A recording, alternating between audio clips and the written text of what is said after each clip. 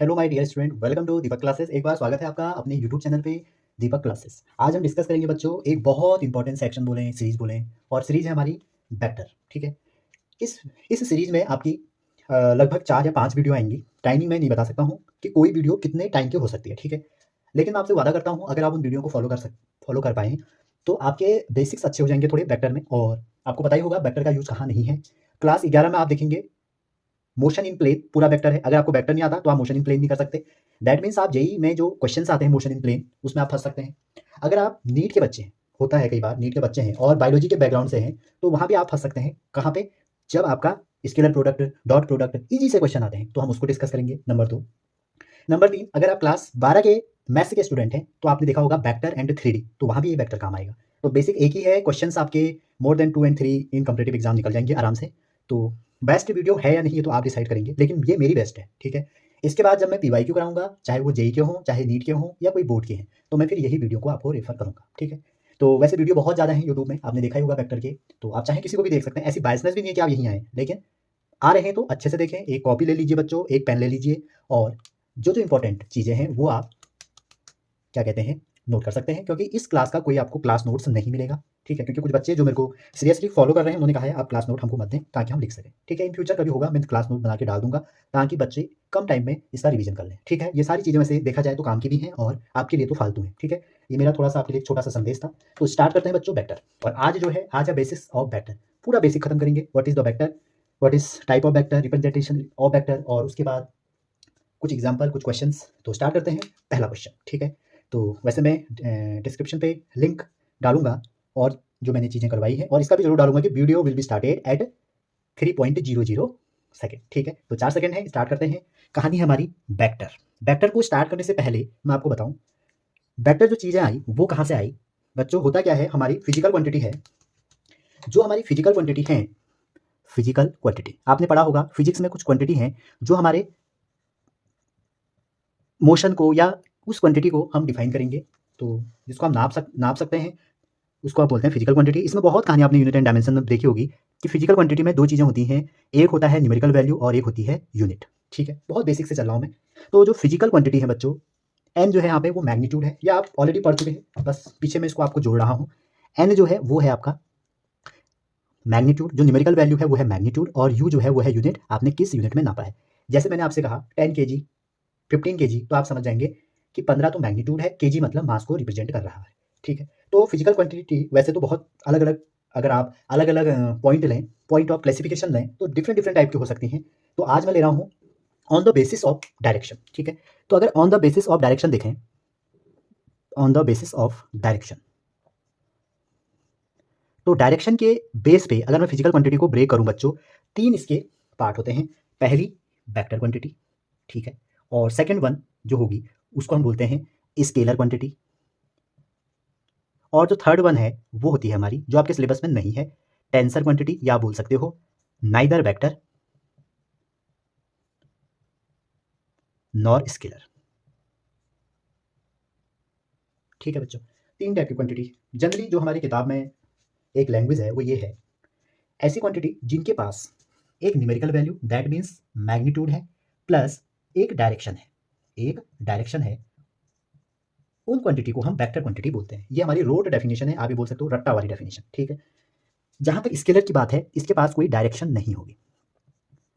ठीक है, इसके पास सिर्फ और सिर्फ हमारा मैग्नीट्यूड होगा। अब कहानी ये है बच्चों, ये कहीं कहीं पर फॉलो नहीं होता है। कौन? कि मैग्नीट्यूड और डायरेक्शन जिसके पास है वो वेक्टर है। आप ये भी कह सकते हैं all quantity which have direction is not always a vector quantity. जरूरी नहीं है कि अगर इसके पास डायरेक्शन है वो वेक्टर ही होगा। ठीक है, लेकिन जो वेक्टर क्वांटिटी है उनके पास डायरेक्शन होगी। ठीक है, देखो मैं इसका एग्जांपल बताता हूँ आपको, जैसे कि इलेक्ट्रिक करंट है, मोमेंट ऑफ इनर्शिया है, ठीक है, और पोलराइजेशन वेक्टर है, वो आपने नहीं पढ़ा होगा। पोलराइजेशन जब आप क्लास 12 में पढ़ेंगे वो वहाँ टॉपिक आता है। तो ये हमारी जो डायरेक्शन है, अगर आप यहाँ पे बोलोगे जो डायरेक्शन होगी वो कैसी होगी, वो यूनिक डायरेक्शन होगी बच्चों। उस क्वांटिटी के पास डायरेक्शन की जगह आप बोल सकते हैं कि यूनिक डायरेक्शन होगी, यूनिक डायरेक्शन, यूनिक डायरेक्शन। तो ऐसी क्वांटिटी जिसके पास मैग्नीट्यूड है, डायरेक्शन है, लेकिन कैसी, यूनिक डायरेक्शन। ठीक है, स्पेसिफाइड डायरेक्शन बोल सकते हो। जैसे करंट है ना बच्चों, करंट आपकी ना वेक्टर है ना स्केलर है, स्टिल हम उसकी डायरेक्शन दिखाते हैं। वैसे ही मोमेंट ऑफ इनर्शिया। ठीक है, तो या तो क्वांटिटी के पास जो डायरेक्शन है एक है या मोर देन वन है। जैसे मोमेंट ऑफ इनर्शिया है, आप किसके अलोंग देख रहे हैं, एक्सिस ऑफ रोटेशन में अपवर्ड डाउनवर्ड दो डायरेक्शन हो सकती हैं ऐसे, तो एक यूनिक डायरेक्शन होती है। आगे जाके मैं आपको ये बताऊंगा कि जो यूनिक डायरेक्शन है, अब कैसे हम डिफाइन करें यूनिक डायरेक्शन, इसलिए आप ये बोल सकते हो वेक्टर क्वांटिटी को हमेशा triangle law of addition follow करना पड़ेगा। Triangle triangle law of addition, अगर कोई भी क्वांटिटी इस लॉ को फॉलो करती है, मैग्नीट्यूड तो सभी क्वांटिटी के पास होगा ना, इसको फॉलो करने वाले जितनी भी क्वांटिटी होंगी बच्चों, दैट इज वेक्टर। ठीक है, तो आप ये देख सकते हैं वेक्टर की यूनिक डायरेक्शन हो गई। स्केलर जो क्वांटिटी है, पहली बात आप ये देखो कि हमें इसकी नीड क्यों हुई, जरूरत क्यों हुई कि हमें वेक्टर क्वांटिटी और स्केलर क्वांटिटी में ब्रेक क्यों करना पड़ा। ठीक है, तो आप ये देखो कभी कभी ऐसा होता है कि हम बिना, वैसे तो सारी क्वांटिटी आपकी मैग्नीट्यूड से आप डिफाइन कर सकते हैं, समझ रहे हैं। जब किसी क्वांटिटी के पास जैसे मास है, कोई टेम्परेचर है, इसमें आपको कोई डायरेक्शन की जरूरत नहीं है। क्यों, हम इस फिजिकल क्वांटिटी को विदाउट डायरेक्शन आराम से एक्सप्लेन कर सकते हैं, स्पेसिफाई कर सकते हैं। लेकिन अब जैसे मैं आपको कहूँ डायरेक्शन के टर्म में, मैंने कहा कि 4 न्यूटन का फोर्स लगा है किसी ब्लॉक पे, 4 5 कोई भी एक फोर्स लगाया आपने, सपोज मान के चलो। अच्छा जी, अब यहाँ पर डायरेक्शन की इंपॉर्टेंस देखो, अगर मैं 4 न्यूटन का फोर्स उसी डायरेक्शन में लगाऊं जहाँ डिस्प्लेसमेंट हो रहा है। ठीक है, अगर आप 4 न्यूटन का कोई मूविंग गाड़ी है, ये मान के चलो, ये आपकी एक कार है, ये कार है आपकी ए, ठीक है, और ये मूव कर रही है इस साइड को, क्लियर है। आपने इस पर एक फोर्स लगा दिया, 5 न्यूटन 4 न्यूटन ऐसे लगा दिया। अब ये फोर्स जो है बच्चों आपने कहाँ लगाया, आप जरूरी थोड़ी ऐसे लगाओ। अगर आप इस पर इधर को मोशन कर रही है गाड़ी, आप इधर को लगा दें, उल्टा लगा दें, समझ रहे हैं ना। अगर आप इस पर अलग लगा दें, तो जब आप इसकी मोशन की अलोंग लगाओगे तो इसकी स्पीड क्या होगी, बढ़ेगी, इंक्रीज करेगी, स्पीड अप करेगी, काइनेटिक एनर्जी बढ़ेगी, तो रिजल्ट अलग होंगे। अगर आप 5 न्यूटन इसके अपोजिट लगाते हो तो आप स्पीड को घटाओगे। तो आप ये देखिए कि फोर्स ऐसी क्वांटिटी है जिसमें डायरेक्शन का रोल है। वैसे जैसे मैंने आपसे कहा, आप घर से स्कूल की ओर आए, ठीक है, और 5 किलोमीटर पर आवर या 4 मीटर पर सेकेंड की स्पीड से आ रहे हैं। अब यहाँ पर डायरेक्शन की जरूरत है या नहीं है, देखो अगर मैं वेलोसिटी की बात करूँ, मैंने कहा आपकी वेलोसिटी 5 मीटर, तो वेलोसिटी डायरेक्शन चाहिए उसको, तो 5 मीटर पर सेकेंड से जो आ रहा है, कह रहा हूँ मैं 5 मीटर पर सेकेंड से, दैट इज वेक्टर।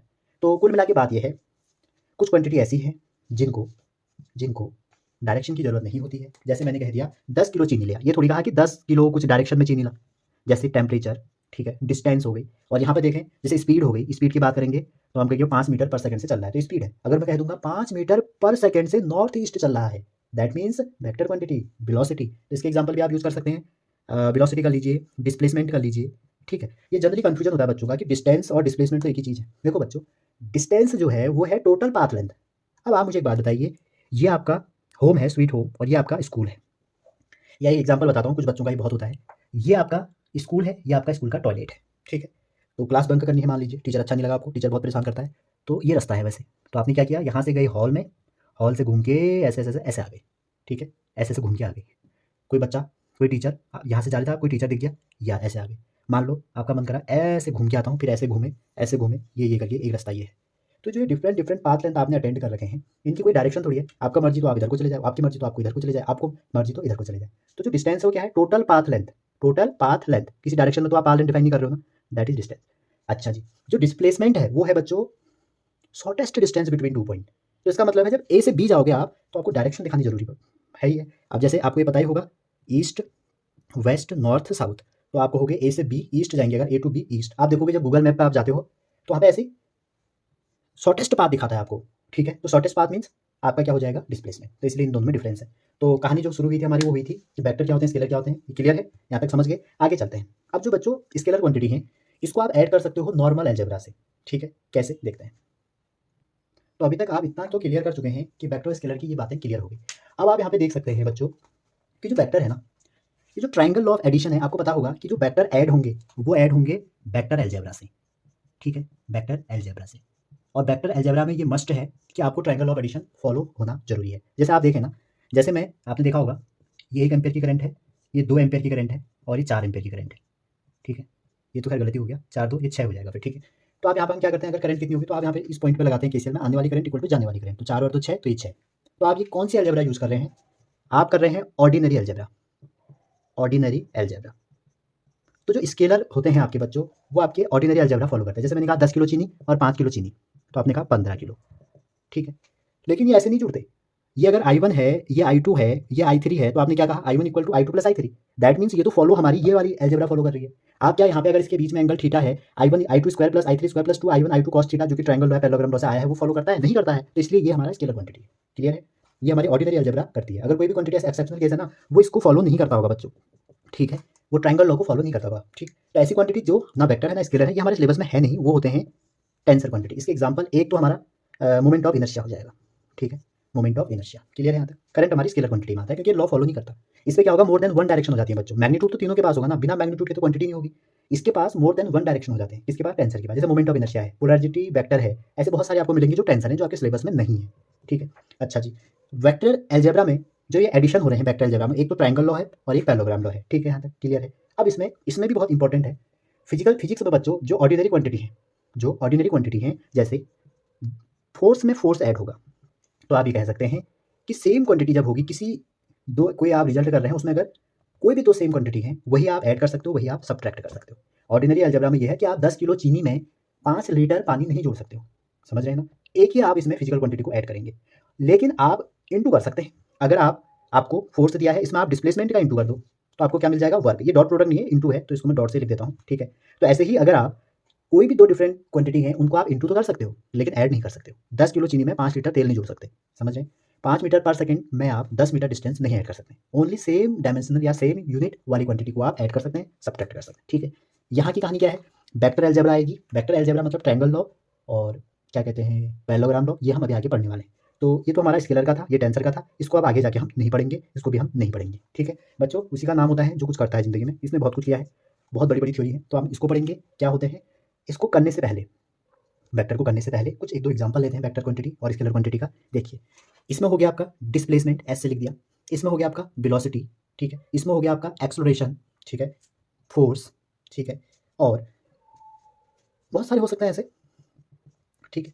यहाँ पर डिस्टेंस एक्स से लिखिए, मास, ठीक है, लेंथ लिख लो, डिस्टेंस लेंथ एक ही होगी अब, टाइम, ठीक है। तो ऐसे ही बहुत सारी क्वांटिटी हैं, आप एनसीईआरटी खोल सकते हैं, पीछे एक टेबल बनी है, उसमें से आप छांटिएगा, ठीक है। तो आगे हम देखेंगे। अब मैं आगे अगर आपको बताऊं, जैसे कभी आप फंस जाओगे, मान लो एग्जाम में कौन सा स्केलर है कौन सा वेक्टर है, आगे की बात है, फिर भी मैं आपको बता देता हूँ। तो बच्चों जैसे वेक्टर है, कोई एक वेक्टर है और दूसरा वेक्टर है, दो वेक्टर क्वांटिटी का अगर आप इंटू करोगे ना, तो आपको स्केलर मिलेगा, ठीक है। इसको आगे हम डॉट प्रोडक्ट में पढ़ेंगे, ठीक है। तो दो वेक्टर का आप इंटू करोगे ना, तो क्या मिलेगा, स्केलर मिलेगा, ठीक है। पहली बात आप याद ध्यान रखो, दो वेक्टरों को जब इंटू करोगे ना, तो आपको वेक्टर भी मिल सकता है। तो आप कभी ऐसे बायस्ड मत रहें कि दो वेक्टर का इंटू करके हमें वेक्टर मिलेगा या स्केलर मिलेगा, कुछ भी मिल सकता है। लेकिन ये कहानी है, अगर आप एक वेक्टर और एक स्केलर क्वांटिटी का इंटू करोगे तो आपको वेक्टर ही मिलता है, ठीक है। जैसे एफ इक्वल टू क्या है, F equal to M A है ना, ये तो स्केलर है, ये वेक्टर है, तो ये भी वेक्टर हो जाएगी, ठीक है। ये आप देख सकते हैं, ये तो हमेशा ट्रू है, लेकिन इसको आप देखेंगे, ध्यान देंगे। लेकिन जैसे आप एग्जाम में देखें, अगर आपको डॉट प्रोडक्ट और क्रॉस प्रोडक्ट आता है, तो अगर वेक्टर और वेक्टर के बीच में डॉट प्रोडक्ट हो रहा है, तब हमें हमेशा स्केलर ही मिलेगा, और वेक्टर और वेक्टर के बीच में अगर क्रॉस प्रोडक्ट हो रहा है, तब हमें वेक्टर मिलेगा। ये आगे हम पढ़ेंगे डिटेल में, ये थोड़े बहुत एग्जाम्पल हो गए, और आगे आप स्टार्ट करते हैं। अब वेक्टर में बच्चों जो आगे चलें, तो इसमें देखिए आप, वेक्टर जो वर्ड है ना, वेक्टर वर्ड है, लैटिन वर्ड है, ठीक है, और जिसका मतलब है कैरियर। क्या मतलब है इसका, कैरियर, ठीक। पहली बात तो ये है। अब कैरियर मतलब कुछ मैग्नीट्यूड इसमें कैरी हो रहा है, या एक डायरेक्शन कैरी कर रहा है, ठीक है, तो इससे आप लगा सकते हैं। अब देखो वेक्टर में इतना तो आप समझ गए हैं, मैग्नीट्यूड तो सभी के पास होगा, डायरेक्शन जो है वो भी हो सकती है हर क्वांटिटी के पास, लेकिन वेक्टर के पास यूनिक डायरेक्शन है और वो ट्रायंगल लॉ फॉलो कर रहा है, ठीक है। एक बहुत बढ़िया क्वेश्चन ये है बच्चों कि एरिया वेक्टर है या स्केलर है, ठीक है। ये बहुत डाउट होता है, कहीं पर ये वेक्टर दिया जाता है, कहीं पर स्केलर दिया जाता है। तो जो एरिया है ना, एज अगर आप इसको लोगे, ओरिजिनली एरिया हमारी स्केलर क्वांटिटी है। एरिया कैसी क्वांटिटी है, स्केलर। लेकिन जैसे ही आप इलेक्ट्रोस्टैट पढ़ते हैं या मैग्नेटिज्म पढ़ते हैं, वहाँ पर एरिया हम वेक्टर कह देते हैं, ठीक है। तो बच्चों वहाँ पर जो एरिया है ना, जैसे कोई सरफेस है, मान लो ये हमारा एक सरफेस है, ठीक है। इस सरफेस में हम खुद कंस्ट्रक्ट कर रहे हो वेक्टर, समझ रहे हैं ना। इस देखो वेक्टर में दो चीज होती हैं, एक होती है मैग्नीट्यूड और एक होती है डायरेक्शन, ठीक है। तो हम क्या करते हैं, जैसे इसमें कोई स्मॉल एरिया आपको लेना है, हम क्या करते हैं, कोई एक जैसे वेक्टर है, ठीक है, हमने एक ही वेक्टर बनाया है जिसका जो मैग्नीट्यूड है बच्चों, वो है एरिया, ठीक है। जिस भी आप प्लेनर सरफेस के लिए कर रहे हो, हम जनरली प्लेनर सरफेस के लिए हम ये चीज़ें करते हैं, जहाँ की जो डायरेक्शन है, और डायरेक्शन को हम एज्यूम करते हैं इसमें एलोंग एलोंग द नॉर्मल, ठीक है। तो यहाँ पर ये जो एरिया है ना, इसको हमने खुद कंस्ट्रक्ट किया है इस वेक्टर को, that is called area vector. आप देखते होगे जब आप गॉस लॉ वाले डेरिवेशन करेंगे क्लास 12 में, तो वहाँ पर हम एक एरिया वेक्टर डिफाइन करते हैं, वो अपनी कैलकुलेशन और फिजिकल क्वांटिटी को डिफाइन करने के लिए, ठीक है। तो वहाँ पर ये वेक्टर जो है हमने इससे कंस्ट्रक्ट किया है, ठीक है, जिसका मैग्नीट्यूड एरिया है और ये डायरेक्शन अलोंग द नॉर्मल है, ठीक है। तो अब यहाँ पर वो वेक्टर कहलाता है। नॉर्मली अगर एरिया आएगा तो स्केलर होगा, ठीक है। अच्छा जी, अब जो वेक्टर है बच्चों, वेक्टर को रिप्रेजेंट करने से पहले, चलो रिप्रेजेंट कर लेते हैं पहले, ठीक है। तो अब आप वेक्टर को जब रिप्रेजेंट कर रहे हो, देखो होता क्या है,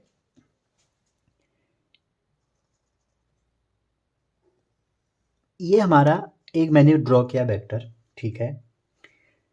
जो ये वाला पार्ट है, ठीक है, इसको हम बोलते हैं इनिशियल पॉइंट।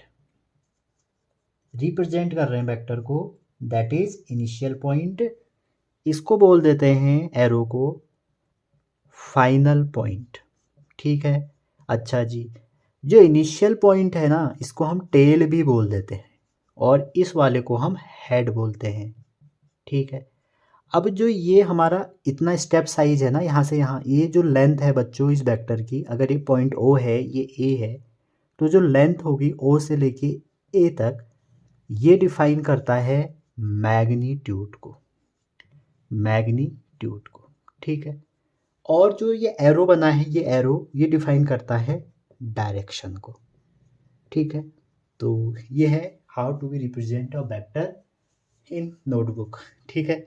तो ऐसे हम करते हैं। और जनरली जैसे ओ ए है ना, तो ओ ए को आप ऐसे लिख देते हैं। अगर आपको अपनी कॉपी में लिखना है तो ओ ए उसके ऊपर ये, या अगर ये वेक्टर ए है कोई, तो हम इसको ए बार बना देते हैं ऐसे, ए के ऊपर। और कहीं कहीं कोई जो आप हेल्प बुक यूज़ करते हैं, वहाँ पर बोल्ड में लिख दिया जाता है, ठीक है। एनसीईआरटी में जो आपका है वो ये है इसका तरीका, ठीक है। यहाँ तक इनिशियल समझ में आ गई, टेल ये। तो जो मैग्नीट्यूड है वो है लेंथ, लेंथ ऑफ ओ ए, ठीक है। और जो डायरेक्शन है बच्चों, अच्छा, ये जो मैग्नीट्यूड है ना, इसको कभी कभी एब्सोल्यूट वैल्यू भी बोल देते हैं, एब्सोल्यूट वैल्यू, क्लियर है। और डायरेक्शन, एरो का कहाँ को मुंह है, वो हमारा डिफाइन करेगा डायरेक्शन को, ठीक है। अब आप यहाँ से देखिए, जो ये लेंथ लिखा है मैंने, जैसे एक एग्जांपल लेते हैं छोटा सा। ये हमारा स्क्वायर है ए बी सी डी, ठीक है। तो मैं कह रहा हूँ स्क्वायर की साइड 4 है, तो इसका मतलब है यहाँ से लेके यहाँ तक 4 है। तो जो लेंथ है, क्या ये ए से बी तक डिस्टेंस है या नहीं है? तो आप ये भी कह सकते हैं जो मैग्नीट्यूड है वो डिस्टेंस बिटवीन 2 पॉइंट भी हो सकता है, ठीक है। जैसे एक एग्जांपल लेते हैं, आपको मैंने कहा कि एक पॉइंट ए है 1,2 और दूसरा पॉइंट बी है 3,4 और इसका वेक्टर बनाइए, ठीक है। तो आपको मतलब ए बी फाइंड करना है। तो जब भी आपको ए बी निकालना है तो आपको करना क्या है बच्चों, फाइनल पॉइंट शॉर्टेस्ट डिस्टेंस जैसा हम निकालते हैं माइनस इनिशियल पॉइंट, ठीक है। बी माइनस ए कर दीजिए। अब 3 में से 1 घटाओ, 2 आ जाएगा। 4 में से 2 घटाओ, जैसे आप घटाते हैं वैसे ही घटाओगे, बस यहाँ ध्यान रखना बीच में तो प्लस ही आ जाएगा। एक आई कैप आ जाएगा, अभी इसको हम बाद में समझेंगे। एक जे कैप आ जाएगा, जब हम यूनिट वेक्टर पढ़ेंगे तो ये हमारा वेक्टर बन गया। तो अगर आपको 2 पॉइंट ही दिए हैं और पूछा जाए कि वेक्टर बताओ, तो ये आ गया, ठीक है। अच्छा जी, क्लियर हो गया। रिप्रेजेंट कैसे करते हैं समझ में आ गया होगा। लेंथ बता दी, डिस्टेंस बता दी, एब्सोल्यूट वैल्यू भी कहते हैं, अगर कभी आ गया एब्सोल्यूट वैल्यू निकालो। और ये इससे आपने समझ लिया होगा। डायरेक्शन बता दी, इनिशियल, हेड, टेल, ये आपसे पूछा जाता है कई बार। अभी आगे हम जब एडिशन करेंगे वहाँ पे हमको इसकी ज़रूरत पड़ेगी। अच्छा, अच्छा बच्चों, अगर कोऑर्डिनेट सिस्टम में आप किसी वेक्टर को रोटेट करोगे, ठीक है, टोटल मैग्नीट्यूड तो इनवेरिएंट रहेगा, समझ रहे हैं। लेकिन जो ए एक्स ए वाई और ए जेड है ये चेंज हो सकते हैं, समझ रहे हैं। तो इन अंडर रोटेशन वेक्टर का मैग्नीट्यूड कोऑर्डिनेट एक्सिस में इनवेरिएंट होगा, ठीक है। चलिए आगे चलते हैं कुछ लॉ, कुछ क्वेश्चन के साथ, ठीक है। अब अभी आगे करेंगे हम कुछ क्वेश्चन। अब देखते हैं कुछ 3 लॉ ऑफ वेक्टर, कुछ वेक्टर्स के लॉ हैं। पहला क्या है बच्चों, जो कि मैंने आपको बताया, पहला लॉ क्या है, फर्स्ट लॉ है आपका। ये कुछ लॉ है वेक्टर से related. Triangle law of addition हम बाद में भी देखेंगे ज़रूर, ठीक है, अगली वीडियो में देखेंगे, हम बहुत डिटेल में डिस्कस करेंगे। तो जितनी भी वेक्टर क्वांटिटी हैं बच्चों, ऑल वेक्टर क्वांटिटीज़, ठीक है, जितनी भी वेक्टर क्वांटिटीज़ हैं आपके पास, सारे सबके पास क्या होगा, डायरेक्शन होगा। Clear, all vector quantity have direction, ठीक है, हैव डायरेक्शन। जितने भी वेक्टर क्वांटिटी हैं सबके पास एक डायरेक्शन होगी। लेकिन अगर मैं इसका रिवर्स कर दूं, but all quantity that have direction are not vector, ठीक है, बट ऑल क्वांटिटी, ठीक है, that have direction are not vector, ठीक है। एक बात आप ये समझिए, कभी कभी ना एजर्सन और रीजन के फॉर्म में आ सकता है आर नॉट वेक्टर, ठीक है, ये नहीं है, वो आपका वेक्टर नहीं होगा, पहली बात। दूसरी बात बच्चों, इसमें एक ध्यान देने की बात ये है, कोई भी वेक्टर है, ठीक है, अगर आप उसको रोटेट कर दो, रोटेटिंग 2 पाई मतलब 360 डिग्री आप उसको रोटेट कर दो, तो वहाँ पर जो वेक्टर है वो चेंज नहीं होगा, वेक्टर चेंज नहीं होगा, डू नॉट चेंज, ठीक है। जो मैग्नीट्यूड होगा ना उसका वो इन्वेरिएंट रहेगा।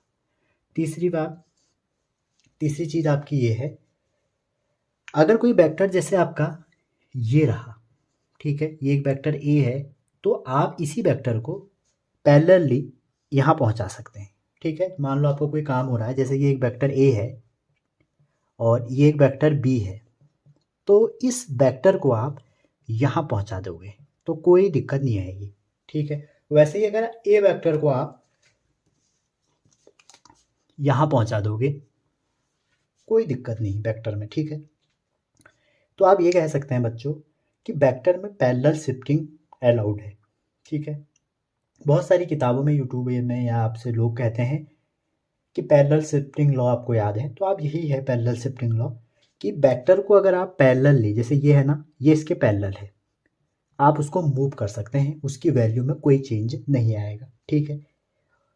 चौथी बात जो वेक्टर के बारे में ये है, देखिए जैसे वेक्टर ये है, ए वेक्टर है, अगर आप इस वेक्टर की डायरेक्शन को पलट दें, अगर आप इस वेक्टर को, जैसे ये रहा वेक्टर, इसको ऐसे कर दें, दैट इज नेगेटिव वेक्टर, तो हमारा वेक्टर के मैग्नीट्यूड में कोई चेंज नहीं आएगा, लेकिन इसकी वैल्यू नेगेटिव हो जाएगी। समझ रहे हैं, पैरेलल एंटी पैरेलल वाली बात करेंगे ना, तो जब एंटी पैरेलल करेंगे आप उस वेक्टर को, तो उसका जो मैग्नीट्यूड है वो तो उतना ही रहेगा, लेकिन जो डायरेक्शन है वो रिवर्स हो जाएगी। जैसे एक एग्जांपल और लीजिए, जैसे एक वेक्टर ये है, ठीक है, और हमको नीचे को चाहिए वेक्टर, तो हमने ये कर लिया, तो ये वेक्टर अगर बी था तो ये माइनस बी हो जाएगा, ठीक है। ये मैं क्यों बता रहा हूँ ना, आगे हम एप्लीकेशन करेंगे। जैसे ना मैं आपको एग्जांपल देता हूँ, जैसे एक वेक्टर ए ये है, ठीक है, और एक वेक्टर हमारा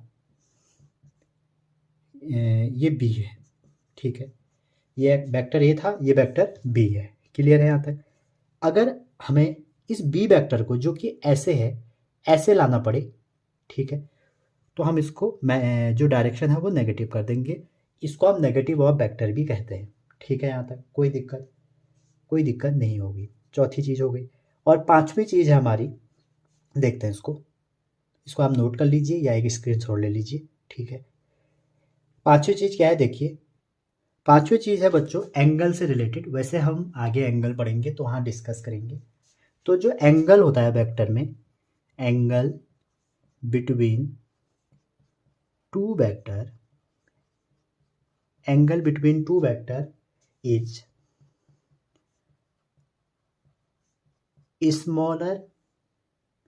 smaller of two angle between the vector, ठीक है। लेकिन कंडीशन है when they are join tail to tail, अगर टेल टू टेल तुमने दो वेक्टर ज्वाइन कर रखे हैं तो आप देखेंगे स्मॉलर एंगल कौन सा है और वही आपका आंसर होगा। ठीक है, कुछ इसके एग्जाम्पल करते हैं। इसका आप स्क्रीनशॉट ले लीजिए, चाहे तो लिख लीजिए। एग्जाम्पल, पहला एग्जाम्पल है, जैसे वेक्टर ए है, ठीक है, और एक वेक्टर आपने ये बना दिया बी। क्लियर है यहाँ तक? एक वेक्टर ए है और ये वेक्टर हमारा क्या है, बी है। ठीक, अब आपसे पूछा इनके बीच में एंगल बताओ। ये वाला एंगल आपको दिया है, मान लो 110। ठीक है, तो ये वाला एंगल कितना हो जाएगा, 250 हो जाएगा। ठीक है, पूरा एंगल यहाँ से लेके, अगर आप पूरा एंगल यहाँ से लेके यहाँ तक पूरा है तो कितना होता है, 360 होता है। ठीक है, ये बात आप याद रखना, ये कॉमन सेंस बात है कि जैसे कोई एक लाइन है बच्चों, ये पूरा एंगल कितना होगा, 180 होगा। ऐसा बना हुआ है तो ये एंगल 90 होगा। अगर आपसे ये पूरा पूछ दिया जाए तो ये 360 होगा।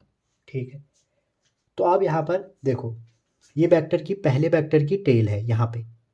ठीक है, ये दूसरे की है। तो जब भी वेक्टर को, दो वेक्टर को टेल टू टेल जोड़ा जाता है तब वहाँ पर जो एंगल होगा स्मॉलर होगा। तो यहाँ पे आंसर क्या होगा बताइए, ये वाला होगा या ये वाला होगा? तो यहाँ पे जो एंगल होगा वो होगा 110 डिग्री। ठीक है, अच्छा जी, दूसरा देखते हैं। मान लीजिए कोई एक वेक्टर है ये, और दूसरा वेक्टर हमने ऐसे जोड़ दिया और ये मैंने दिया 45। ठीक है, अच्छा जी, अब यहाँ पर भी देखें आप, जो वेक्टर है उसका tail to tail, tail to tail समझ रहे हैं ना आप, इसका टेल भी यहाँ पे है और इसका टेल भी यहाँ पे है। हेड इसका यहाँ पे है, इसका हेड भी यहाँ पे। तो आपको देखना है क्या टेल टू टेल है, तो इसका टेल टू टेल ऐड है तो इसका एंगल कितना हो जाएगा, बिना देखे आप 45 कर सकते हैं अगर आपको दिया है। ठीक है, अच्छा जी, अब अगर एक वेक्टर ऐसे है, अगेन इसका आप एंगल बताइए, और दूसरा हमने वेक्टर, अब भी मैं दूसरे से बना लेता हूँ, थोड़ी देर में अकल आई, ऐसे भी तो कर सकता हूँ, ऐसे ज्वाइन कर दिए मान लो। ठीक है, अब यहाँ पे जो ये एंगल है ये मेरा 120 है। ठीक है, और ये जो वेक्टर है मेरा, इसका जो ये एंगल है ये 240 हो जाएगा। अगर नहीं भी दिया है, आपने क्या करना है, एक दिया रहेगा, 360 में से माइनस कर लीजिए। ठीक है, अब एंगल बताइए।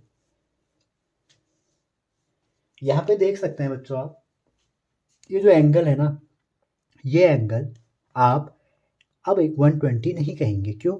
इसका यहाँ पे टेल है, इसका हेड है, इसका टेल यहाँ है। मैंने आपसे भी कहा कि अगर आप वेक्टर की पैरेलल शिफ्टिंग करें, उसी वेक्टर को पैरेलली बढ़ा सकते हैं। ठीक है, अब जो ये वाला वेक्टर है ना, जैसे आपका ये वेक्टर है, इसको आप पैरेलल शिफ्टिंग से क्या,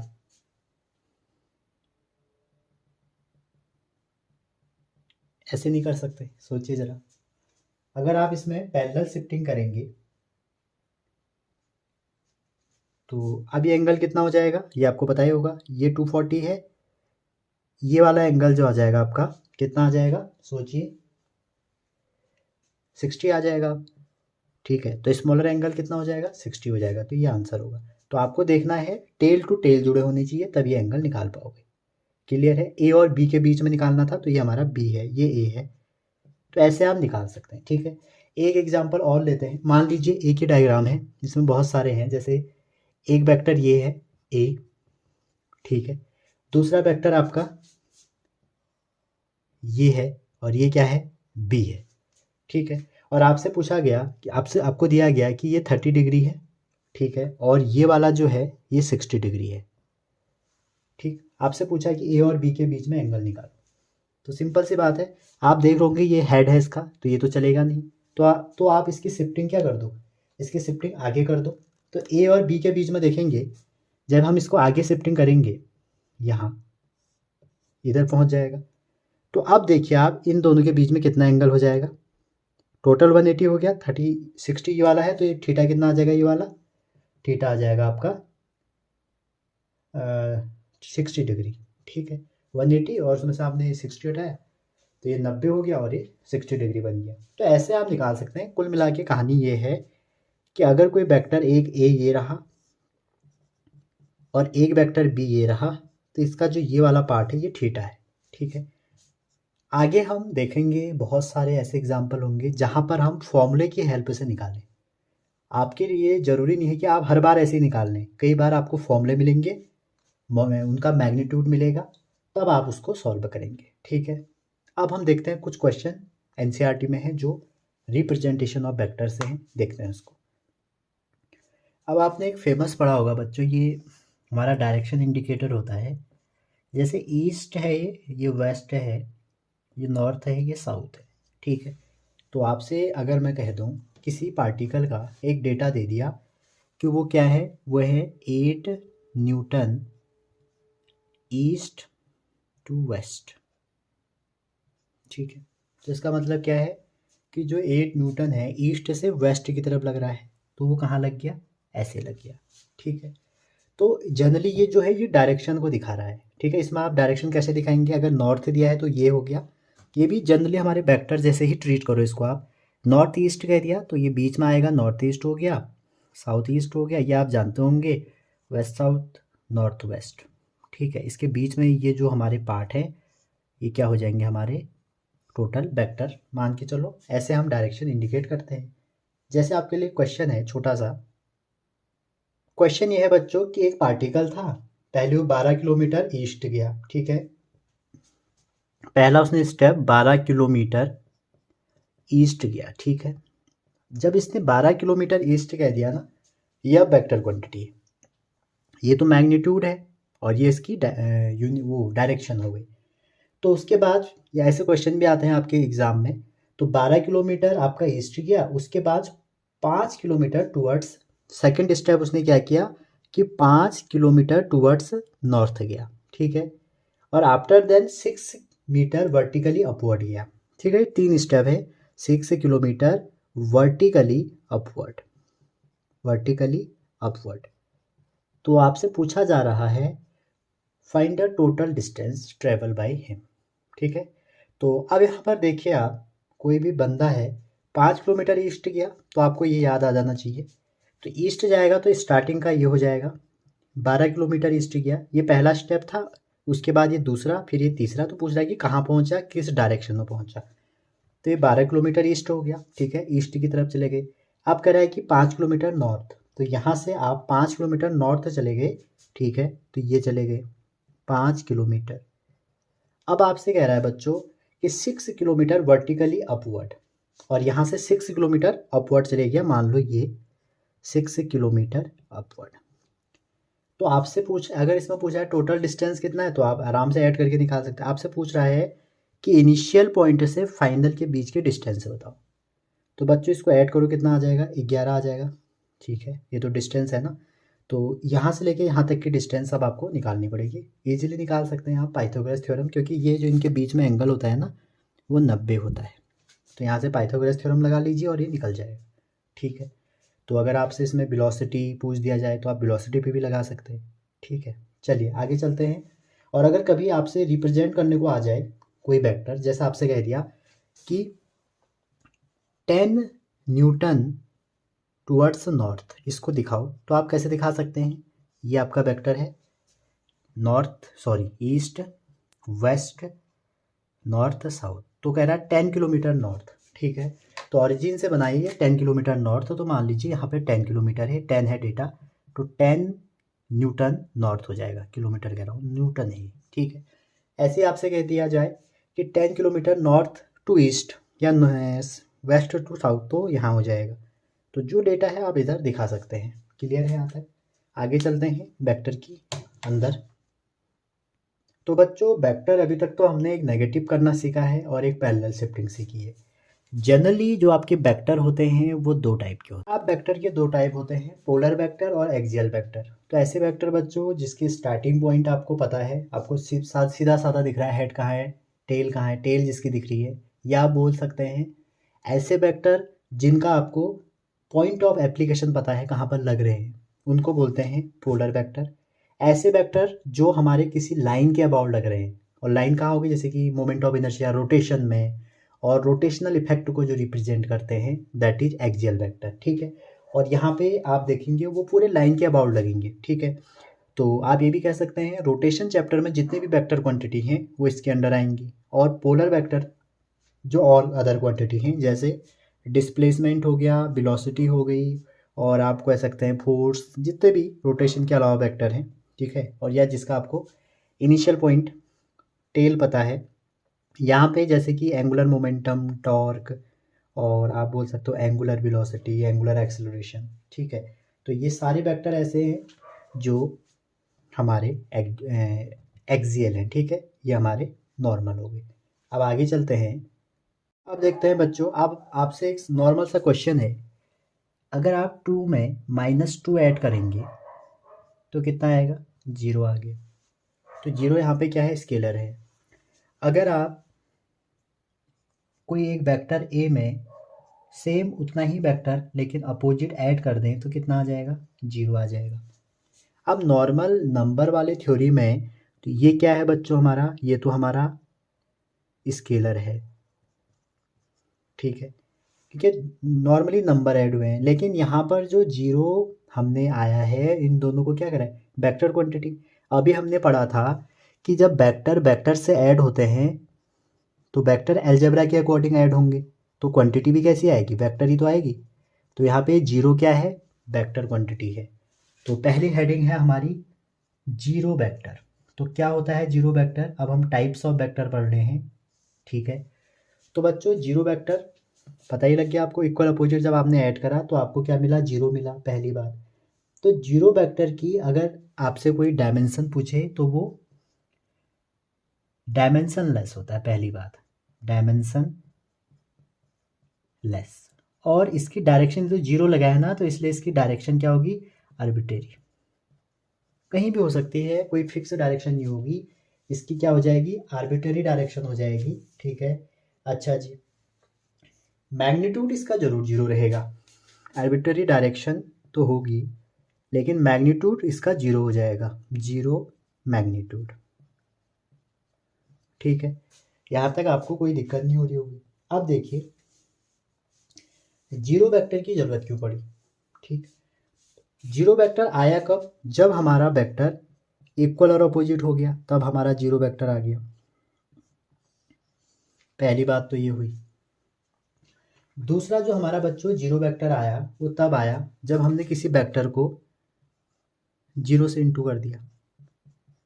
किसी रियल नंबर से अगर आप इंटू कर दोगे, जैसे आप मान लो a प्लस बी और a इक्वल टू 0 हो गया, और जहाँ a इक्वल टू -b है, तो यही तो कंडीशन मिलेगी। तो ऐसे केस में जो ये 0 है तो नॉर्मल नंबर जैसा लगेगा। तो इन दोनों केस में जो रिजल्ट आया वो ख़त्म हो जा रहा है, ठीक है। लेकिन ये वेक्टर क्वांटिटी है, ये जो 0 है हमारा, इसको स्पेसिफाई करने के लिए हमें जीरो वेक्टर की ज़रूरत पड़ी, ठीक है। तो जो कंसेप्ट ऑफ जीरो वेक्टर है, नॉर्मली इसकी कुछ प्रॉपर्टी है क्या, ये तो आप समझ गए होंगे क्यों आया, और जीरो यहाँ पर जीरो वेक्टर है, ठीक। अगर कभी आपको ऐसे दो वेक्टर क्वांटिटी ऐड करके जीरो आ रहा है, पूछेगा what is the nature of zero, तो आप वेक्टर लिखेंगे। अब अगर आप जीरो वेक्टर में कोई भी वेक्टर जोड़ देंगे तो उसकी वैल्यू वही वेक्टर आएगी, ये तो आप सबको जानते हैं। अगर आप किसी रियल नंबर से मल्टीप्लाई कर दें जीरो वेक्टर को, तब भी आंसर क्या आएगा? 0 आएगा। अगर आप जीरो वेक्टर को, वो नहीं है 0 है, किसी रियल नंबर से कर दें तब भी आएगा, तब भी 0 ही आएगा। अगर आप जीरो से किसी वेक्टर को इंटू कर दें, अगेन 0 आएगा, ठीक है। तो जो हमारे फिजिकल एग्जाम्पल है, ये तो आप समझ रहे होंगे कि ये तो सभी जानते हैं। फिजिकल एग्जाम्पल क्या है बच्चों? जो पोजीशन वेक्टर होता है किसी वेक्टर का, अगर ये हमारा कोऑर्डिनेट सिस्टम है, इसका मैं पोजीशन वेक्टर बताओ कहूँगा आपको, एक्स और वाई का, तो इसकी पोजीशन वेक्टर ऑरिजिन पे क्या होगा? ऑरिजिन पे 0 0 होगा, इसका मतलब है ये जीरो वेक्टर से दिखाया जाएगा। अच्छा जी, जो वेलोसिटी होगी किसी भी स्टेशनरी ऑब्जेक्ट की, उसका वेलोसिटी वेक्टर क्या होगा? वो भी 0 0 होगा। अच्छा, एक्सलेशन किसी भी ऑब्जेक्ट का जो यूनिफॉर्म वेलोसिटी से चल रहा है वो 0 होगा, मतलब वो जीरो वेक्टर होगा। तो इसलिए हमें जीरो वेक्टर की ज़रूरत पड़ी, ठीक है। सेकेंड, अब मान लीजिए आपको दो पॉइंट दिए हैं 1 1 और b 2 2, तो आपसे कहा इसका वेक्टर बनाइए, ठीक है। तो मैंने आपको पहले ही बताया कि ए बी जो वेक्टर बनेगा वो बनेगा b माइनस ए, फाइनल माइनस इनिशियल, ठीक है। तो आप क्या करेंगे, देखिए इसको हमने, अब यहाँ पर आप माइनस कैसे करेंगे? डिस्टेंस फॉर्मूले से तो एक वैल्यू आ जाएगी ना। तो हमने यहाँ से कंसेप्ट लिया यूनिट वेक्टर का। अब जब 2D में हम चलेंगे बच्चों, तो 2D में जब हम चलेंगे, जैसे कि x है, ये y है, ठीक है। तो x एक्सिस के रिस्पेक्ट में हमने जो यूनिट वेक्टर करा वो करा आई कैप, ठीक है।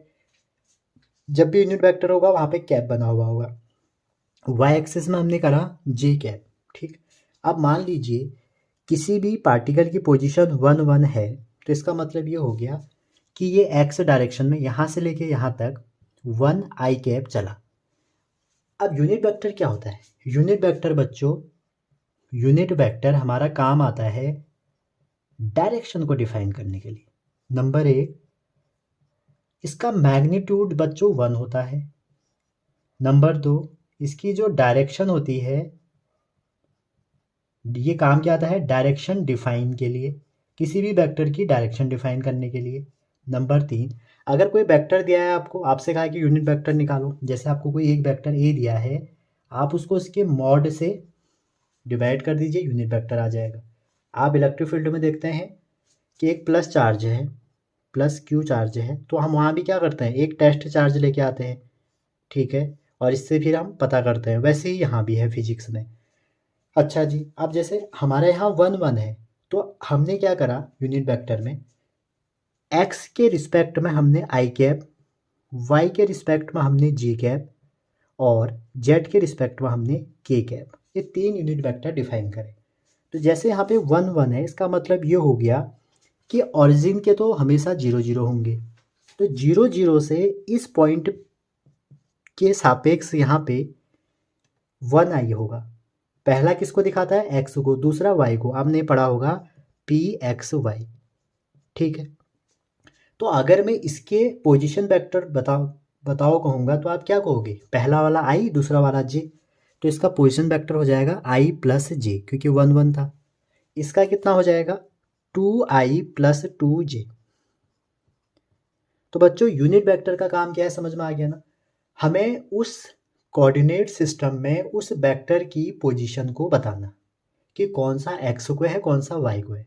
अब आप इजीली माइनस अगर इसको करें, तो 2i, इसको लिखा आपने 2i प्लस 2j माइनस आई प्लस जे।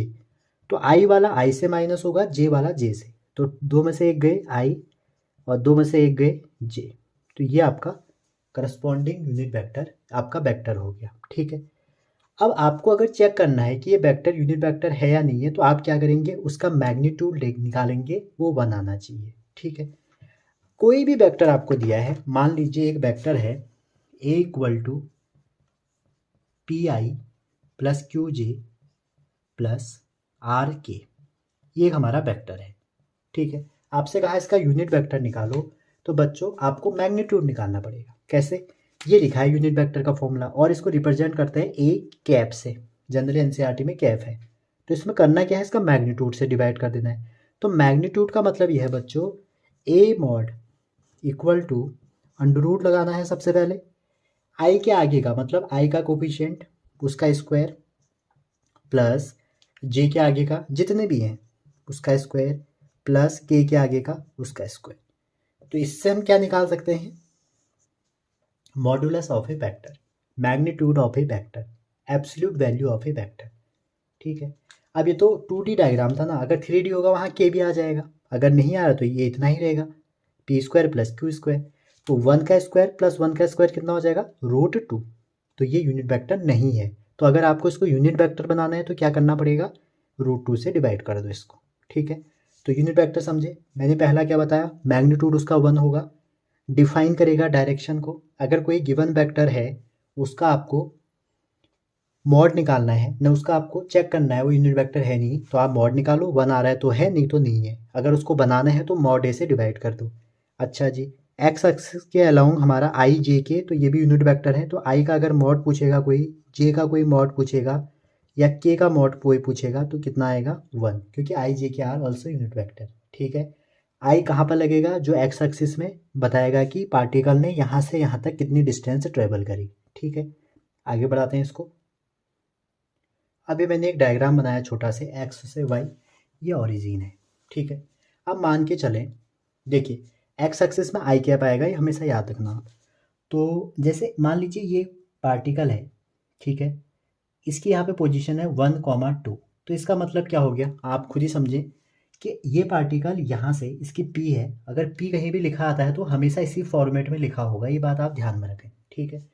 तो पार्टिकल जो यहाँ से यहाँ तक गया, मतलब अगर आप इसको ऑरिजिन से ड्रॉ कर दें ऐसे, कोई भी पार्टिकल की पोजीशन को अगर आप ऑरिजिन से ड्रॉ कर दें, that is called position vector.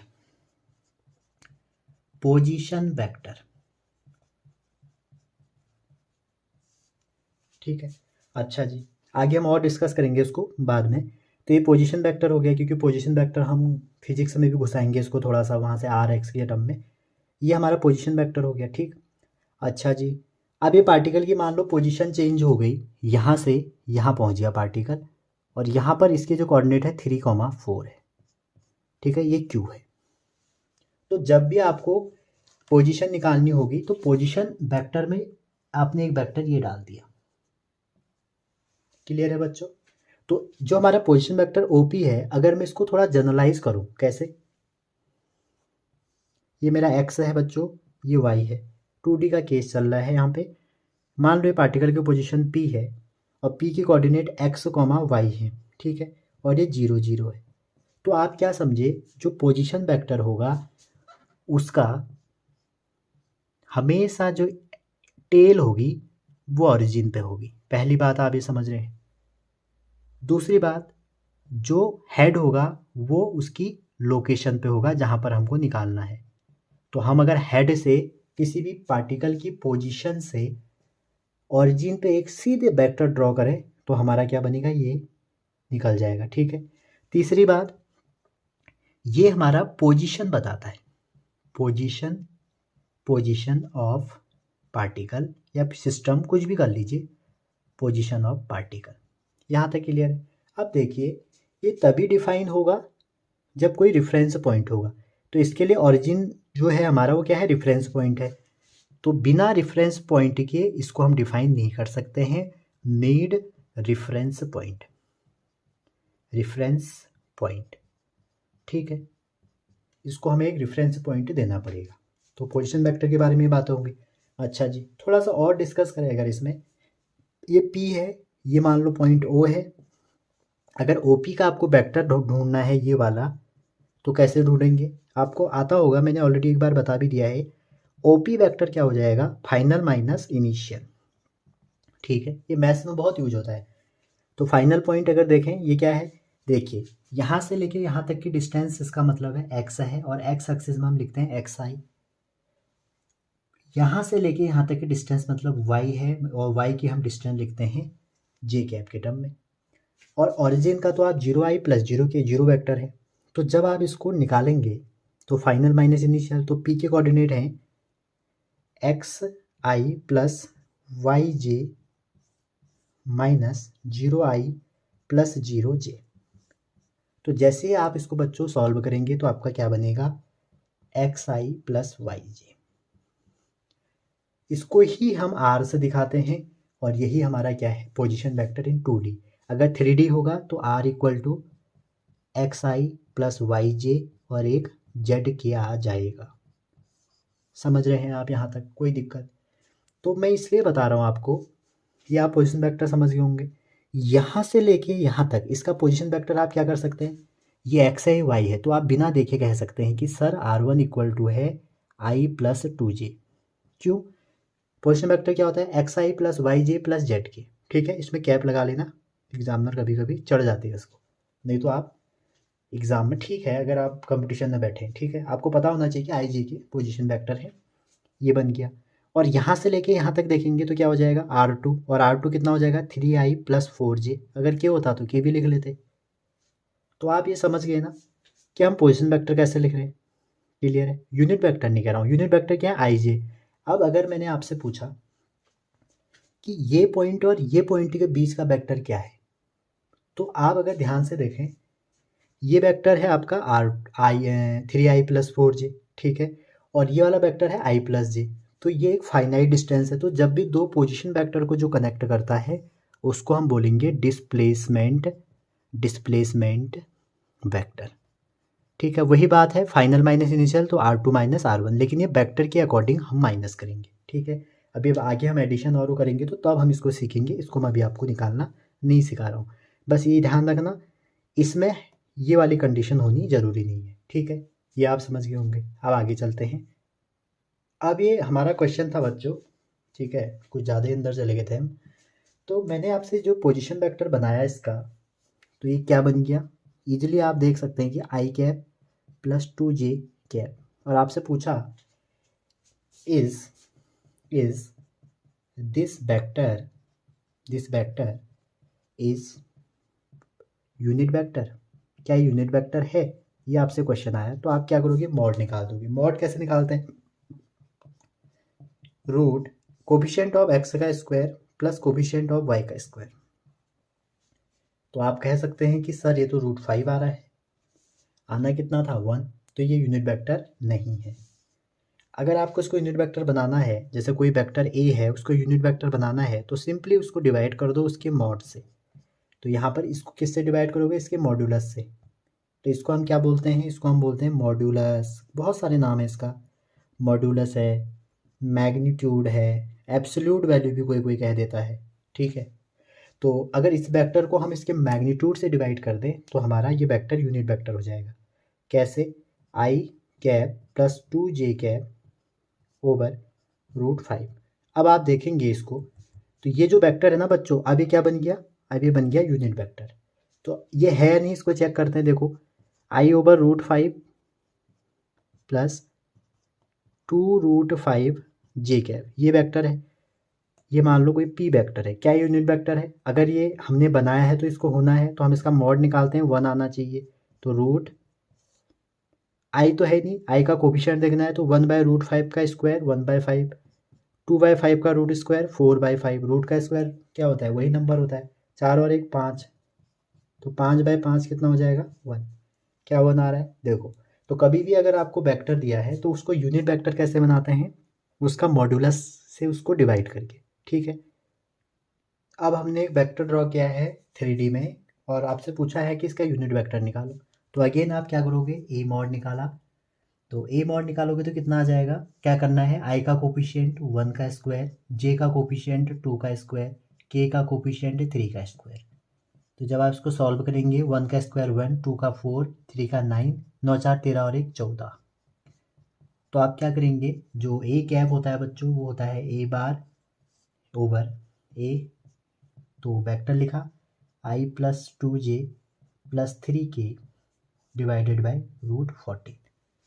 अब ये यूनिट वेक्टर होगा, ठीक। अब देखते हैं बच्चों, अब आपसे एक नॉर्मल सा क्वेश्चन है, अगर आप 2 में -2 ऐड करेंगे तो कितना आएगा, 0 आ गया। तो 0 यहाँ पे क्या है, स्केलर है।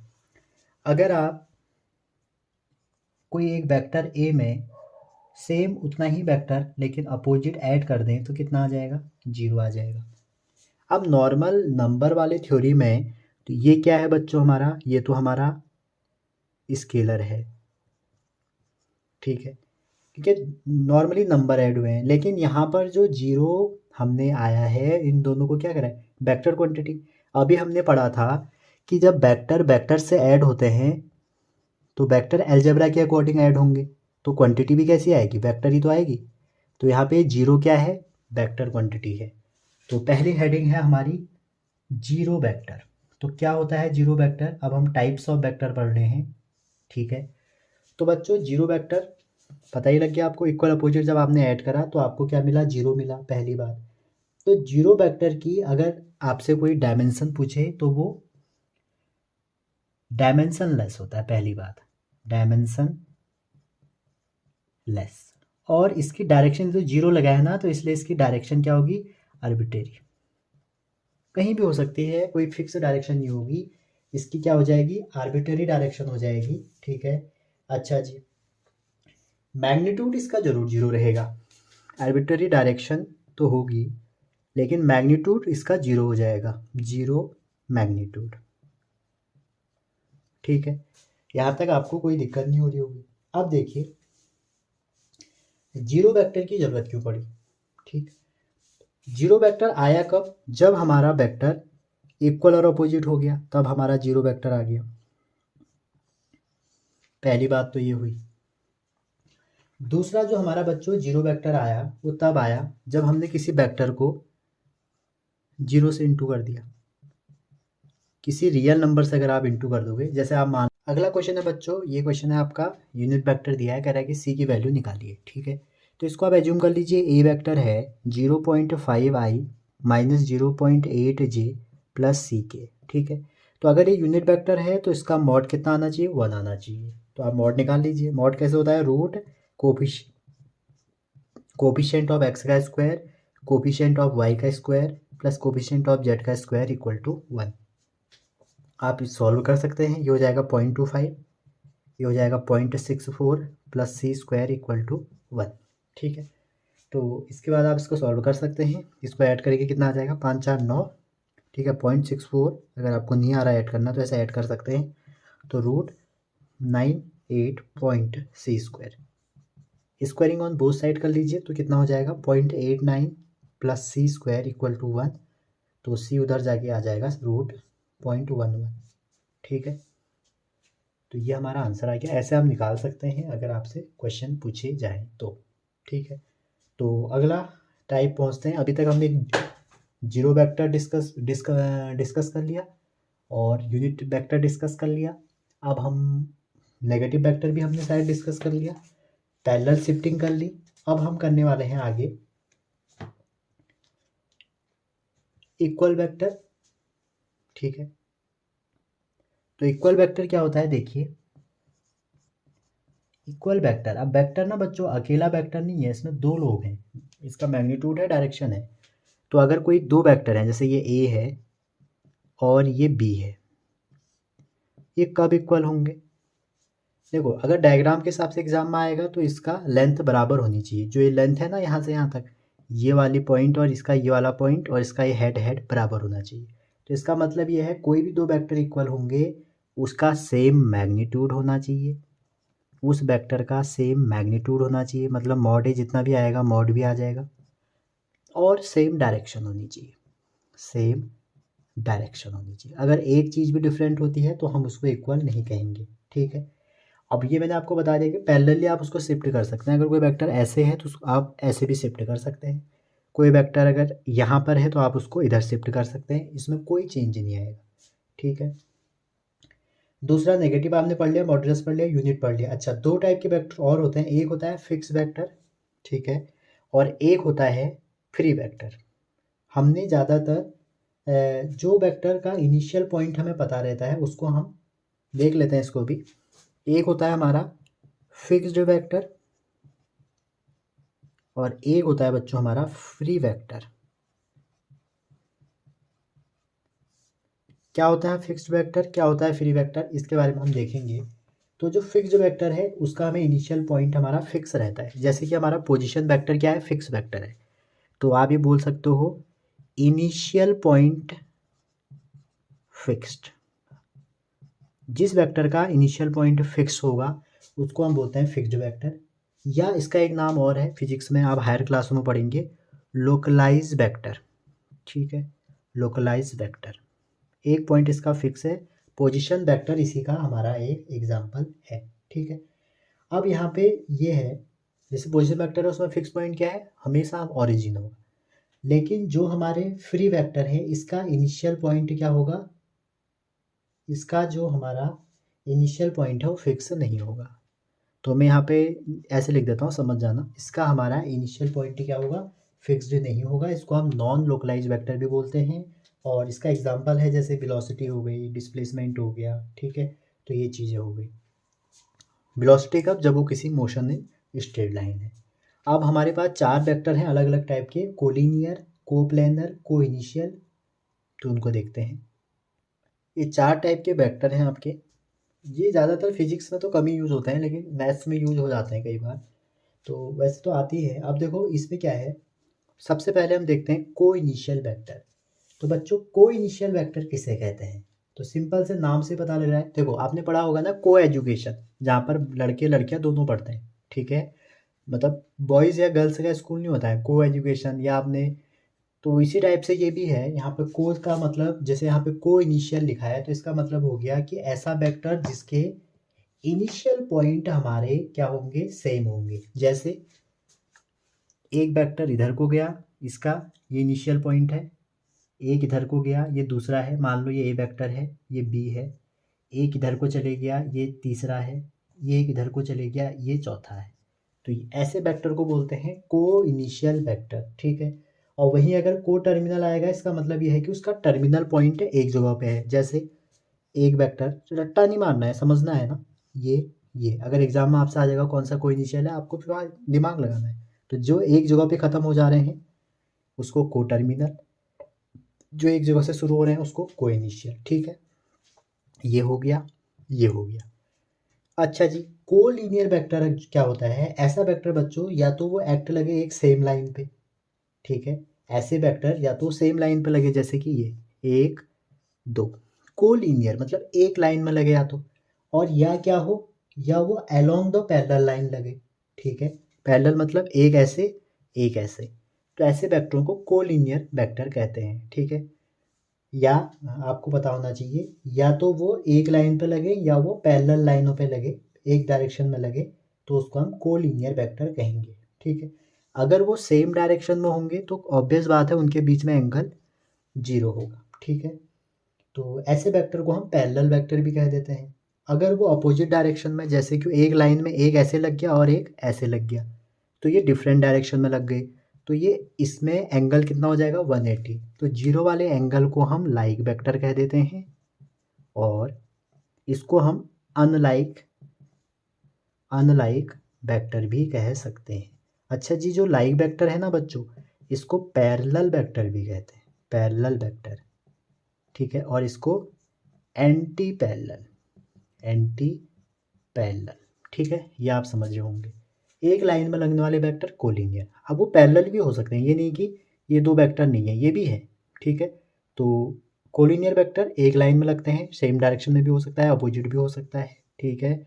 अच्छा जी, कोप्लेनर वेक्टर, नाम से ही पता लग रहा है ऐसा वेक्टर जो एक्ट कर रहे हैं किसी सेम प्लेन में। जैसे कोऑर्डिनेट एक्सिस में 3 वेक्टर लग रहे हैं तो उनका प्लेन जो होगा ना वो सेम होगा, ठीक है। तो ऐसे वेक्टर को हम बोलते हैं कोप्लेनर वेक्टर। इंपॉर्टेंट थ्योरम है बच्चों, जैसे आपका जो कोइनिशियल वेक्टर है, मान लो एक वेक्टर ये पॉइंट है, ठीक है, एक वेक्टर इस डायरेक्शन में लग गया, ठीक है। ये को टर्मिनल वेक्टर की कहानी बता रहा हूँ, ये कोइनिशियल में भी हो सकता है। एक वेक्टर ऐसे लग गया और एक वेक्टर ऐसे लग गया, मतलब ये ए है, ये बी है, ये सी है। अच्छा, इसका डायग्राम ऐसे भी तो हो सकता है ना, एक वेक्टर ऐसे लग गया, एक ऐसे लग गया, एक ऐसे लग गया।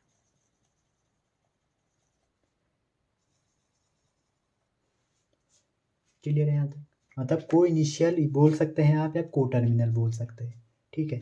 अगर आप इसमें फिजिक्स में जाएंगे इसको कॉन्क्यूरेंट भी बोलते हैं, कॉन्क्यूरेंट वेक्टर, ठीक।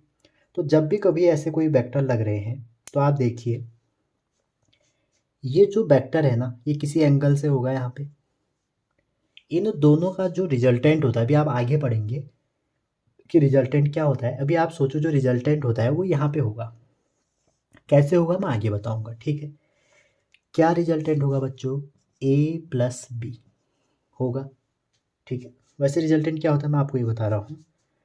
जैसे कोई दो वेक्टर आप ऐड कर रहे हो ना, तो उसका जो फाइनल वैल्यू, तो रिजल्टेंट इन दोनों से हमेशा ऐसे जुड़ता है। जैसे वेक्टर ए है, ये एक वेक्टर बी है, अगली वीडियो में इसको बहुत अच्छे से बताऊंगा। तो यहाँ से लेके यहाँ तक जो है ये रिजल्टेंट है, ठीक है।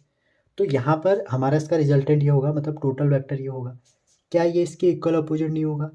तो ए प्लस बी प्लस सी, क्या ए प्लस बी किसके बराबर हो जाएगा? माइनस सी के। कैसे? ये वेक्टर ऐसे है, अगर इसको इसके बराबर होना पड़ेगा तो डायरेक्शन पलटना पड़ेगा, तो माइनस सी हो जाएगा। तो जैसे ही ये माइनस सी होगा तो आप इसको क्या बोल सकते हो? A plus B plus C equal to 0। Similarly यहाँ पर भी लग सकता है। तो जब भी आपका ऐसी कंडीशन बनेगी, जरूरी नहीं है दो वेक्टर, मान लीजिए हमारे यहाँ पे n वेक्टर है और वो ऐसे ही लगे हैं, ठीक है, एक ही पॉइंट पर लगे हैं या एक पॉइंट से कहाँ को जा रहे हैं? बाहर को जा रहे हैं। तो उस केस में हमारी एक बहुत इंपॉर्टेंट थ्योरम बनती है बच्चों, जो आप आगे रिजल्टेंट में पढ़ेंगे। तो हम ये कह सकते हैं, जैसे मान लो ए बी सी हमारे फोर्स को रिप्रेजेंट कर रहे हैं, मान लो अगर ये फोर्स है F1 F2 F3, तो ये तो ABC 0 हो गया, इसका मतलब है टोटल F कितना हो जाएगा, 0 हो जाएगा। तो ये पार्टिकल की इक्विलिब्रियम कंडीशन है। क्लियर है? तो आप ये बोल सकते हो जनरलाइज वे में कि the condition for equilibrium of number of vector या number of force acting at a same point is vector sum जो होगा उसका 0 होगा। अगर ये 0 होता है तो हम इसको एक ट्राइंगल बना सकते हैं ऑफ कंजुगेटिव साइड या एडजेसेंट साइड। ठीक है?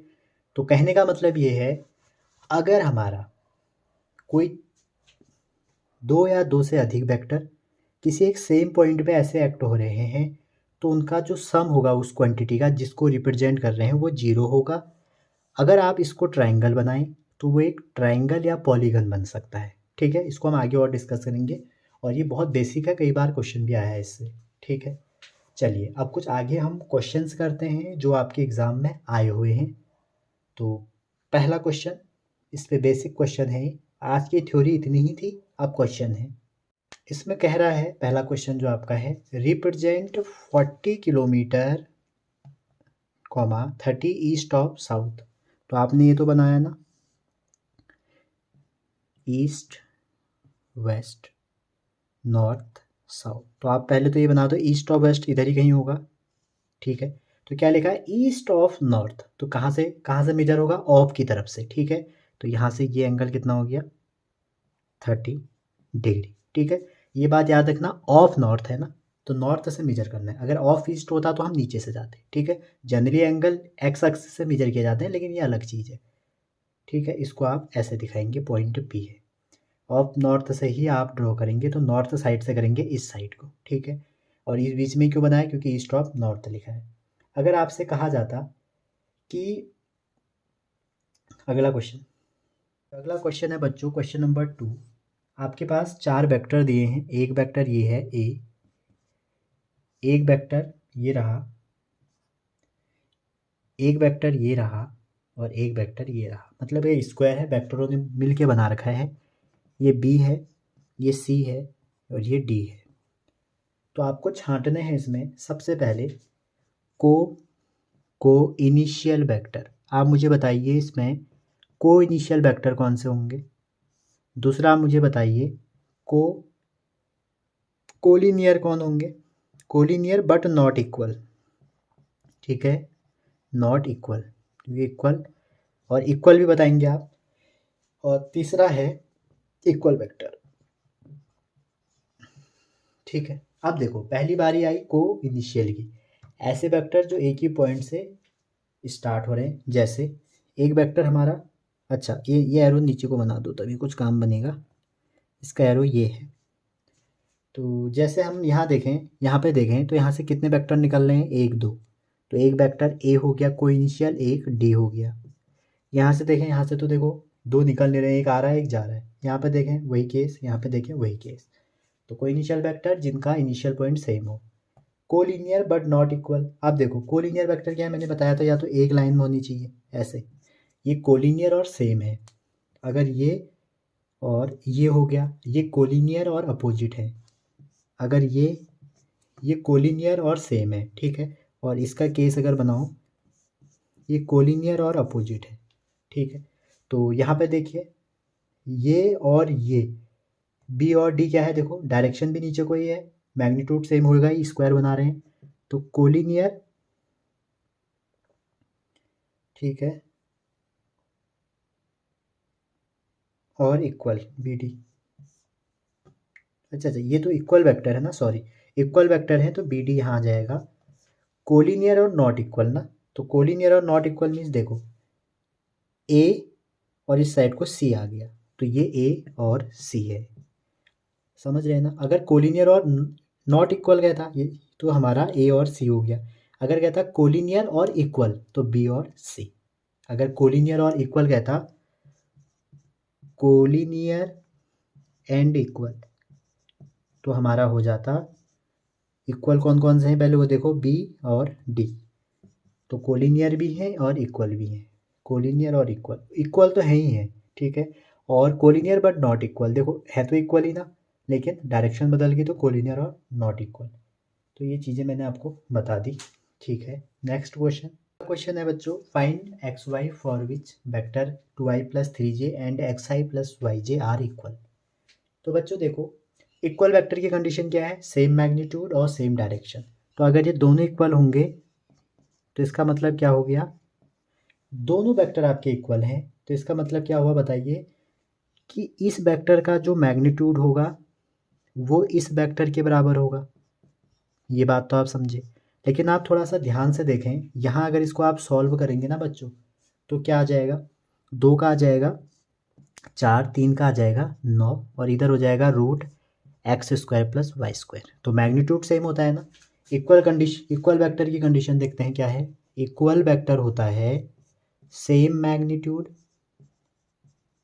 और सेम डायरेक्शन। तो एग्ज़ाम में इसमें लिखा है कि इक्वल है, तो इसका मतलब है दो चीज़ें होंगी। तो मैंने सेम मैग्नीट्यूड जब निकाली तो कितना हो जाएगा, √13 = √x² + y²। ये बन गया। अब आपके पास कोई इक्वेशन है नहीं यहाँ पे सॉल्व करने को, ठीक है।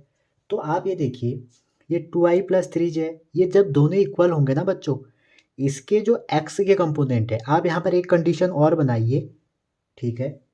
ये 2 से अगर आंसर बनता है, ठीक है, x component and y component are equal to each other. अगर कोई दो वेक्टर हमारे इक्वल वेक्टर हैं, तो जो पहले वेक्टर का 2i + 3j इसका x कंपोनेंट है, वो दूसरे वाले के x कंपोनेंट से बराबर होगा, ठीक है। करस्पॉन्डिंग बराबर होंगे, तो x की वैल्यू 2, y की वैल्यू 3, ठीक है। जनरली आप एग्ज़ाम में जाओगे ना, तो आपको ये मिलेगा, वहाँ से फिर आप ऑप्शन रख के इसमें देखोगे, इससे अच्छा ये आपको पता होना चाहिए, ठीक है। अगला क्वेश्चन है, find scalar and vector component of A vector with initial point इतना फाइनल इतना। तो मैंने आपको बताया था, अगर इनिशियल पॉइंट और फाइनल पॉइंट दिया है तो इसका मतलब क्या है, आपको क्या करना है, माइनस, ये है आपका 2,1, ये है 4,5। तो आपको ए बी वैक्टर लिखना है बच्चों, तो ए बी वैक्टर क्या हो जाएगा, b - a, ठीक है। अच्छा, मैंने आपको इसका वेक्टर भी लिखना सिखा दिया। जो 4, 5 है, इसको आप कैसे लिख सकते हैं, 4i + 5j, ठीक है। x यूनिट है, 4 यूनिट है x में, 5 यूनिट है y में, तो मैंने x का यूनिट वेक्टर और y का यूनिट वेक्टर लिख लिया। इसको लिखें 2i + j। अब आप देखिए, इन दोनों को इजीली माइनस कर दिए। माइनस कैसे होता है, i में से i, j में से j। तो 4i - 2i कर लिया मैंने, i में से i माइनस कर दिया, प्लस 5j - j कर दिया, ठीक है। ये ध्यान रखना, फाइनल माइनस इनिशियल, नहीं तो डायरेक्शन गलत आ जाएगी। तो ये हो जाएगा 2i + 4j। तो ये तो आपका बच्चों वेक्टर आ गया। तो आपसे कहा है वेक्टर कंपोनेंट और स्केलर कंपोनेंट बताइए। तो जो इसके स्केलर कंपोनेंट हो जाएंगे, स्केलर कंपोनेंट वो कितने हो जाएंगे, स्केलर कंपोनेंट में आप डायरेक्शन हटा दो, तो स्केलर कंपोनेंट हो जाएगा आपका 2,4। अगर मैं यहीं पर आपसे वेक्टर कंपोनेंट पूछूं, तो वेक्टर कंपोनेंट के दो आंसर होंगे। अलोंग एक्स एक्सिस होगा आपका 2, जिसको हम 2i से दिखाएंगे। अलोंग वाई एक्सिस आपका होगा 4, जिसको हम 4j से दिखाएंगे, ठीक है। नेक्स्ट क्वेश्चन, अगला क्वेश्चन है बच्चों इसी में, फाइंड यूनिट वेक्टर। आप ये क्वेश्चन ज़रूर करना, वीडियो को पॉज करना पहले, फिर इन क्वेश्चनों को कर लेना। अगर आप नीट में बायो की भी तैयारी कर रहे हैं, आपके लिए भी ये पूरा यूज़फुल रहेगी, जेई वालों के लिए भी रहेगी, क्लास 12 में मैथ्स वालों के भी रहेगा। जिसको भी वेक्टर पढ़ना है ज़रूर पढ़ना इसको, इससे आपका क्या होगा, बेसिक क्लियर हो जाएगा, आपको मैथ्स से फिर डरना नहीं है। आपसे कह रहा है कि find unit vector in direction of this. तो मैंने आपको कई बार बता दिया, यूनिट वेक्टर होता है A cap equal to A bar A vector A over mod A, ठीक है। अगर आपको कह दिया कि चेक, 4 ऑप्शन दे दे, which one is unit vector, तो आपको क्या करना है, मॉड ए निकालना है, 1 आना चाहिए। तो यहाँ पे तो बनाना है, तो मॉड ए कितना हो जाएगा, इसका कोफिशिएंट 1, 1 का स्क्वायर 1 हो गया, इसका भी 1, 1 का 1 हो गया, 2 का 4 हो गया, तो हो जाएगा √6। तो आंसर बच्चों ये हो जाएगा ij+2k/√6। तो यूनिट वेक्टर होगा। ठीक है, अगर कभी आएगा याद रखना इस बात को, note for checking unit vector, ठीक है, we have to calculate mod A. अगर मॉड ए आपका 1 आता है वो यूनिट वेक्टर होगा, अदरवाइज आपका यूनिट वेक्टर नहीं होगा। ठीक है, तो ये हमारे कुछ क्वेश्चन थे। अभी 2-4 क्वेश्चन और कर लेते हैं, उसके बाद हम देखते हैं। अगला क्वेश्चन ये है बच्चों, ये क्वेश्चन है आपको चेक करना है ये और ये वेक्टर क्या कोलिनियर वेक्टर हैं। अब मैंने आपको एक बात पहले ही बता दी है, एक वेक्टर ऐसे है अगर, ठीक है, ये कोलिनियर है, एक वेक्टर ऐसे है और ऐसे है, ये भी कोलिनियर है, एक वेक्टर ऐसे है तो ये भी कोलिनियर है, एक वेक्टर ऐसे है तो ये भी कोलिनियर है। ठीक है, तो अब इस वेक्टर को हमें कोलिनियर चेक करना है, तो कैसे चेक करेंगे। तो बच्चों इसमें एक बहुत बढ़िया बात ये है, जैसे कोई भी दो वेक्टर है, ये आप नोट करके डालिए, note if two vector are collinear vector. ठीक है, अगर कोई भी दो वेक्टर कोलिनियर वेक्टर होंगे और वेक्टर मान लो ए बी हैं, तो हम किसी भी एक वेक्टर को दूसरे वेक्टर के फॉर्म में ऐसे एक्सप्रेस कर सकते हैं जहाँ लैम्डा है रियल नंबर। समझ रहे हैं, अगर आप किसी भी वेक्टर को ऐसे लिख पा रहे हैं तो वो कोलिनियर है। यहाँ पे देखिए हमारा ए है, पहले को मैंने ए ले लिया, ज़रूरी नहीं है बी, ये ए इक्वल टू लैम्डा बी है, मतलब उल्टा चल सकता है, ये सिंबल आप अपने नाम की भी रख सकते हैं। ये बी है -4i+6j-8k। अब आप देखो कि यार ए से कुछ कॉमन निकाल के बी बन रहा है या बी से कुछ कॉमन निकाल के ए बन रहा है, तो कोलिनियर पक्का होगा। तो यहाँ से देखें अगर -2 बाहर निकाल दें तो क्या बन रहा है, 2i-3j-4k। तो इसका मतलब है -2 टाइम वेक्टर ऑफ ए। तो बी को हमने कैसे लिख लिया, बी को हमने लिख लिया लैम्डा टाइम ए, जहाँ लैम्डा क्या है -2 है। ठीक है, बी को हमने लैम्डा टाइम ए लिख लिया, जहाँ -a जो है हमारा -2 जो है हमारा ए है, तो ये हमारे कोलिनियर वेक्टर है। ठीक है, और भी बहुत सारी प्रॉपर्टी है बच्चों, ये हमेशा याद रखना है कहाँ पर लगेगा। अगर दो वेक्टर पैरेलल हैं, जैसे ये वेक्टर ए है ये बी है, ये दो पैरेलल हैं, ठीक है, तो इसकी वैल्यू हम कैसे कर सकते हैं पता है, ए इक्वल टू लैम्डा बी कर सकते हैं। ठीक है, अब ये है, ये भी ए इक्वल टू लैम्डा बी कर सकते हैं, यहाँ लैम्डा पॉजिटिव आएगा। अगर आप एक वेक्टर ऐसे है एक वेक्टर ऐसे है, तो इसका मतलब हो गया यहाँ पे जैसे क्या है, ये ए है ये बी है, तो इस केस में ए इक्वल टू लैम्डा बी करेंगे तो लैम्डा नेगेटिव आएगा। तो आपको ये करना है चेक, अगर ये कहीं पर होता है तो वो कोलिनियर होगा। ठीक है, अच्छा एक तरीका और है, अगर आप मैथ्स वाले हैं तो आप ये देख सकते हैं, ये दो लाइन है आपके पास, ठीक है, यहाँ से आप क्या करें, अच्छा वो 3 लाइन के साथ होगा, जब वो 3 वेक्टर दे रहे होंगे जेई में वाले बच्चों के लिए, अगर 3 वेक्टर दे रहेंगे तो आप उसका एरिया निकाल दें डिटर्मिनेंट मेथड से, तब भी हमारी उसकी जो वैल्यू होगी वो 0 आएगी, क्योंकि जो हमारी डिटर्मिनेंट की वैल्यू है वो ट्राइंगल के एरिया को दिखाती है। तो एक लाइन में 3 पॉइंट अगर होंगे तो ट्राइंगल का एरिया कैसे आएगा। ठीक है, जो जेई में बच्चे हैं उनके लिए बता रहा हूँ कि अगर जो 3 आपको वेक्टर दे दें और कह दिया कि क्या ये कोलिनियर बना रहे हैं, तो आप क्या करिएगा, एरिया निकाल दीजिएगा, एरिया 0 आएगा, क्योंकि कोलिनियर का मतलब होता है एक लाइन में पॉइंट, तो ट्राइंगल के एक लाइन में पॉइंट कैसे होंगे ना, ट्राइंगल में तो 3 अलग अलग होंगे। तो वैसे इसका जनरल मेथड ये है, अगर इस लेवल में वेक्टर के बेसिस में कहीं क्वेश्चन आएगा तो यही आएगा कि ये दो हैं या नहीं है, तो आपको एक वेक्टर को दूसरे के टर्म में एक्सप्रेस करना है।